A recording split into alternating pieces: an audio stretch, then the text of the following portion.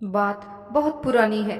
बहुत सी तीरंदाजी प्रतियोगिताएं जीतने के बाद एक नौजवान तीरंदाज खुद को सबसे बड़ा धनुर्धर मानने लगा।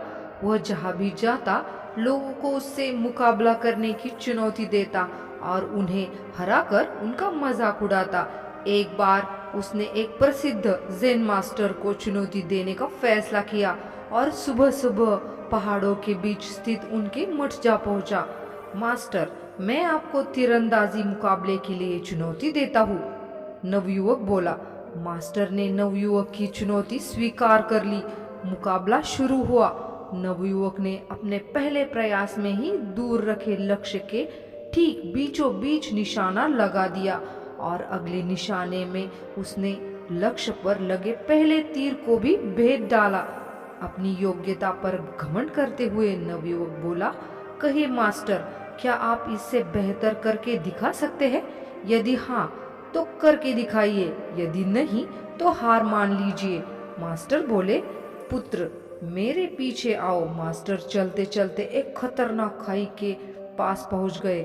नवयुवक यह सब देखकर कुछ घबराया और बोला, मास्टर ये आप मुझे कहाँ लेकर जा रहे हैं? मास्टर बोले, घबराओ मत, हम लगभग पहुंच ही गए हैं। बस अब हमें इस जर्जर पुल के बीचों बीच जाना है।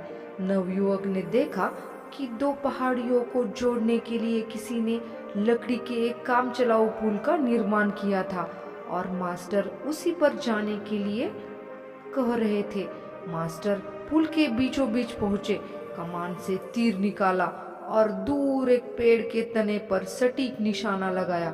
निशाना लगने के बाद मास्टर बोले, आओ अब तुम भी उसी पेड़ पर निशाना लगाकर अपनी दक्षता सिद्ध करो। नवयुवक डरते डरते आगे बढ़ा और बेहद कठिनाई के साथ पुल के बीचों बीच पहुंचा और किसी तरह कमान से तीर निकाला और निशाना लगाया, पर निशाना लक्ष्य के आसपास भी नहीं लगा। नवयुवक धनुर्धर निराश हो गया और अपनी हार स्वीकार कर ली। तब मास्टर बोले, पुत्र तुमने तीर धनुष पर तो नियंत्रण हासिल कर लिया है, पर तुम्हारा उस मन पर अभी भी नियंत्रण नहीं है जो किसी भी परिस्थिति में लक्ष्य को भेदने के लिए आवश्यक है।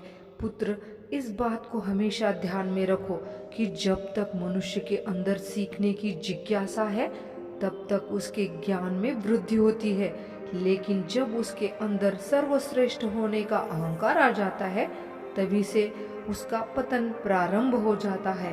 नवयुवक मास्टर की बात समझ चुका था।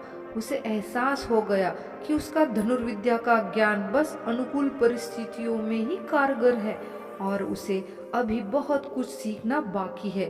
उसने तत्काल ही अपने अहंकार के लिए मास्टर से क्षमा मांगी। सदा एक शिष्य की तरह सीखने और अपने ज्ञान पर घमंड ना करने की शपथ ली।